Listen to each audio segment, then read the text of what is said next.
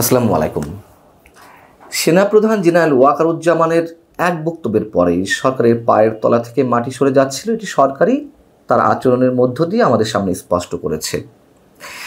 এবং জেনারেল ওয়াকারুজ্জামান কেন রাজনৈতিক বক্তব্য দিবেন এমন প্রশ্ন তুলে সরকারের মধ্য থেকে মন্ত্রী প্রতিমন্ত্রী পদমর্যাদার দায়িত্বে থেকে এবং ডক্টর মোহাম্মদ ইউনূসের যে দল, জাতীয় নাগরিক কমিটির নেতারা সহ কোনো দলের নেতারা যে যুদ্ধংদেহী মনোভাব পোষণ করছিলেন, প্রশ্ন তুলছিলেন যে জেনারেল ওয়াকারকে যদি রাজনীতিতে আসতে হয় তাহলে গায়ের উর্দি খুলে আসতে হবে।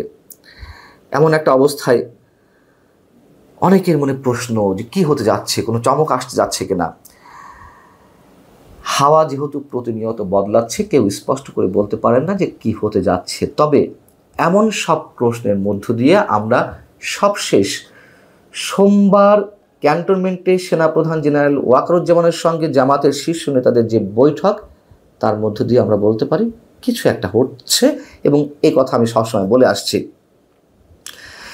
এবং সবশেষ গত 2 দিনে ঘটনা পরম্পরায় আমাদের সামনে যা উপস্থিত হচ্ছে, মনে হতেই পারে যে হাওয়া বদলাচ্ছে খুব দ্রুত। প্রথমত সেনাবাহিনীর পক্ষ থেকে সাংবাদিক সম্মেলন করে আনুষ্ঠানিকভাবে জানিয়ে দেওয়া হলো দেশের স্বাধীনতার সার্বভৌমত্বের প্রশ্নে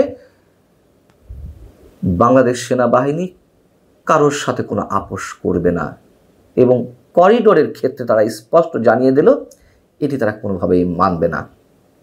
আবারও জানিয়ে দিল। নিঃসন্দেহে এর মধ্য দিয়ে আমরা অনেক গুরুত্বপূর্ণ বার্তা পেয়েছি। একই সঙ্গে বিএনপি সেনাপ্রধানের বক্তব্যের সমর্থন দিয়েছে। বিএনপির স্থায়ী কমিটির সদস্য, খুবই গুরুত্বপূর্ণ নেতা আমির খসরু মাহমুদ চৌধুরী খুবই গুরুত্বের সঙ্গে এবং লজিক্যালি একটি মন্তব্য করেছেন। তিনি বলছেন যে 5 আগস্ট শেখ হাসিনার প্রস্থানের পর সারা দেশের মানুষ তো মুখিয়েছিলেন সেনাপ্রধানের বক্তব্যের জন্য। তাহলে এখন এই অবস্থায় এসে সেনাপ্রধান যদি গণতন্ত্রের স্বার্থে দেশকে গণতান্ত্রিক প্রক্রিয়ায় নিয়ে যাওয়ার জন্য কোনো মন্তব্য করে থাকেন, কোনো বক্তব্য দিয়ে থাকেন, তাহলে সমস্যা কোথায়? খুবই স্বাভাবিক। দেখুন, একটি কথা সবসময় বলি, বর্তমান অন্তর্বর্তী সরকার কোনো স্বাভাবিক সরকার নয়। এখানে সেনাবাহিনীর অবশ্যই অনেক বড় ধরনের ভূমিকা রয়েছে দেশকে নৈরাজ্যময় একটা অবস্থা থেকে উত্তরণের জন্য। এ বিষয়ে আরও বলছি, তার আগে একটু বলি যে জামাতের বৈঠকে কারা উপস্থিত ছিলেন। জামাতের নেতাদের মধ্যে ছিলেন জামাতের শীর্ষ নেতা আমির ডাক্তার শফিকুর রহমান এবং নায়েবে আমির আবদুল্লাহ মোহাম্মদ তাহের। গণমাধ্যমের পক্ষ থেকে যখন জানতে চাওয়া হলো বৈঠক বিষয়ে, তখন আবদুল্লাহ মোহাম্মদ তাহের বলছেন আসলে এটা তো সৌজন্য সাক্ষাৎ ছিল, কেবল সামগ্রিকভাবে বর্তমান পরিস্থিতির ব্যাপারে কিছুটা কথাবার্তা হয়েছে, এই তো। কি বিষয়ে আলোচনা হয়েছে সেটি জানতে চাইলে তিনি বলছেন সেনাপ্রধান বা সেনাবাহিনী কারোর সঙ্গে আমাদের ফর্মালি কোনো বৈঠক হয়নি। আবারও সে কথা।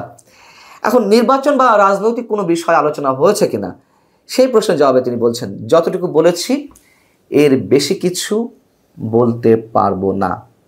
তার মানে এই যে এর বেশি কিছু বলতে পারবো না, এর মধ্য দিয়েই আমরা স্পষ্ট যে আরও অনেক বেশি বিষয়ে আলোচনা হয়েছে। এবং জামাতে ইসলামী জরুরি সংবাদ সম্মেলন ডেকেছে মঙ্গলবার রাজধানীর ডিপ্লোমা ইঞ্জিনিয়ার্স ইনস্টিটিউশনে। জামাত সাম্প্রতিক সময়ে রাজনীতিতে মুরব্বীর ভূমিকায় অবতীর্ণ হওয়ার চেষ্টা করছে। 21 মে অফিসার্স অ্যাড্রেসে সেনাপ্রধান যে বক্তব্য দিয়েছিলেন, তারপরে সরকারের মধ্যে যে তুমুল একটা উদ্বেগের বিষয় আমাদের সামনে স্পষ্ট হলো। তারপরে জামাতের পরামর্শ ছিল সর্বদলীয় বৈঠক আহ্বানের। একই সঙ্গে ডক্টর মোহাম্মদ ইউনূসের দল এনসিপি, তাদের নেতারাও বললেন যে শনিবার পর্যন্ত আমাদের সময় দিন, আপনি পদত্যাগ করবেন না, আমরা সব কিছু ম্যানেজ করে ফেলছি, সব দলের একাত্মতা সমর্থন আপনার প্রতি আসবে। আমরা দেখলাম যে সে ধরনের একটি আয়োজন করা হলো সরকারের পক্ষ থেকে। এটা একটা প্রহসনের আলোচনা। আমি নিঃসন্দেহে বলবো সরকার তার অবস্থানে আছে, শুধু রাজনৈতিক দলগুলো গিয়েছে আর আসছে, তাদের সেই পুরনো বক্তব্যগুলো দিয়ে আসছে। তো সরকার ফুরফুরে মেজাজ আছে, থাকতেই পারে। এখন কেউ প্রশ্ন তুলতে পারেন যে গত 5 আগস্ট শেখ হাসিনা দেশ ত্যাগ করার পরে যেই আলোচনার ক্যান্টনমেন্টে আয়োজন করা হলো, কাদেরকে ডাকা হয়েছে, সেই প্রশ্নের জবাবে সেনাপ্রধানের মুখ থেকে প্রথমে জামাতের নামটি বেরিয়েছিল এবং সেখান থেকে অনেকে তাকে আক্রমণ করার চেষ্টা করলেন যে তিনি জামাতের লোক। আবার কি হলো, তিনি নামাজ রোজা করেন, ধর্মকর্ম পালন করেন, এই জন্য তিনি মৌলবাদী। কি আশ্চর্য বিষয়! ধর্মকর্ম তো আমরাও পালন করি ব্যক্তিগত জীবনে, তাতে আমরা সবাই মৌলবাদী হয়ে যাব? সে যাক। এখন আবার দেশকে অস্থিতিশীল করতে, নৈরাজ্যের দিকে নিয়ে যেতে বিশেষ কোনো পক্ষের পেইড এজেন্ট হয়ে আটলান্টিকের ওপার থেকে কয়েকজন আছেন, তারা জামায়াতের এজেন্ডা বাস্তবায়ন করছেন। বিএনপি সেনাপ্রধানের বিরুদ্ধে বিশুদ্ধার করতে করতে মুখে ফেনা তুলে ফেলেছেন। আবার সেই জামাতের সঙ্গে বৈঠক। বিষয়টা কি? এত সহজে সমীকরণ মেলালে হবে না। সেনাপ্রধান ইজ অন রাইট ট্র্যাক, আমি সবসময় বলে আসছি। আবার কেউ কেউ বলেন সেনাপ্রধান শেখ হাসিনা আত্মীয়, অতএব তিনি গাদ্দারি করছেন দেশের সঙ্গে, ইত্যাদি ইত্যাদি অনেক কথা আছে। সব কথা আসলে বিবেচনায় নিয়েই আমাদের রাজনীতির এই অবস্থা। বিষয়টি হচ্ছে যে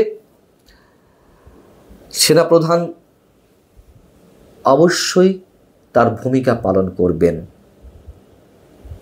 দেশের সাম্প্রতিক যে অবস্থা, তাতে সেনাবাহিনীকে এই বিষয়গুলো অ্যাভয়েড করার কোনো সুযোগ নেই, এটি অনেকেই বলছেন।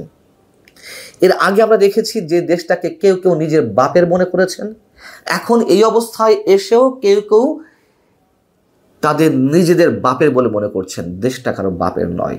কথাগুলো শুনতে খারাপ লাগতে পারে, বাধ্য হলাম এভাবে বলতে। মানে এই দেশটাকে নিয়ে যেভাবে ছিনিমিনি খেলা হচ্ছে, অভিযোগ ছিল ভারত তার আধিপত্য কায়েম করছে, এখন কি হচ্ছে? এবং মার্কিন সাম্রাজ্যবাদের পক্ষে স্পষ্ট অবস্থান নিয়েছে একটি গোষ্ঠী। কাদের কথা বলছি নিশ্চয় বুঝতে পারছেন, এর আগে আমি বিস্তারিত বলেছি এর আগের কন্টেন্টে। বন্দরে বিপ্লব ঘটানো হবে, বন্দর বিদেশিদের হাতে তুলে দেওয়া হবে না, দিতে দেওয়া হবে না, এর পক্ষে অবস্থান নিয়েছে সেখানকার শ্রমিকরা। তাদের উপরে নাকি হামলা করা হবে। সচিবালয়ে যৌক্তিক দাবিতে আন্দোলন চলছে, তাদের উপর হামলা করা হবে, বিপ্লব করা হবে। বুঝে নিন কি অবস্থা। এবং বিপ্লব শব্দটা উচ্চারণ করতে করতে বিপ্লবের ধারই কমিয়ে ফেলা হয়েছে। মানুষ আর এইসব বিপ্লবের ধার ধারবে না, মানুষ বারবার প্রতারিত হচ্ছে। এখন গত কয়েকদিন ধরে যে ধারাবাহিকভাবে রাজনৈতিক দলগুলোর সঙ্গে আলোচনার যে একটি নাটক আমরা দেখলাম, এর মধ্য দিয়ে সরকার বেশ একটা ফুরফুরে মেজাজে ফিরেছিল। জামাতের এই বৈঠকের পরে নিশ্চয়ই তারা অন্যভাবে কোনো ধরনের কোনো অঙ্ক কষার চেষ্টা করবে। তবে এটুকু বলি, তারা সহজে ছাড়বে না। মার্কিন ইন্ধন তো রয়েছে। এই অবস্থায় অন্তত আমি মনে করি, অনেকে বলতে পারেন যে চমক আসছে, এটা চমকের কিছু নেই। স্পষ্ট করে বলি, একটা উদাহরণ দিয়ে বলি। আমি ব্যক্তিগতভাবে মনে করি যে কোনো জঘন্যতম রাজনৈতিক সরকারের চেয়ে আরো ভয়ঙ্কর একটা অনির্বাচিত সরকার দীর্ঘদিন ক্ষমতায় থাকার বিষয়টি এবং একই সঙ্গে সামরিক সরকারের বিষয়টিও। কিন্তু একটু খেয়াল করে দেখুন, এই ধ্যান ধারণার অনেক মানুষও এখন সামরিক সরকার চায়, যদিও আমি সেটিকে সমর্থন করছি না। আমি শুধু বলছি, দেশের এই অবস্থায় সেনাবাহিনীর অবশ্যই একটা বড় ভূমিকা রাখতে হবে। দেশকে লাইনচ্যুত অবস্থা থেকে উঠিয়ে একটা সঠিক ট্র্যাকে তুলে ধরার জন্য। এর কোনো বিকল্প নেই। কি হতে যাচ্ছে নিশ্চয়ই আমাদের খুব বেশি দিন অপেক্ষা করতে হবে না। আল্লাহ হাফেজ, ভালো থাকুন সবাই।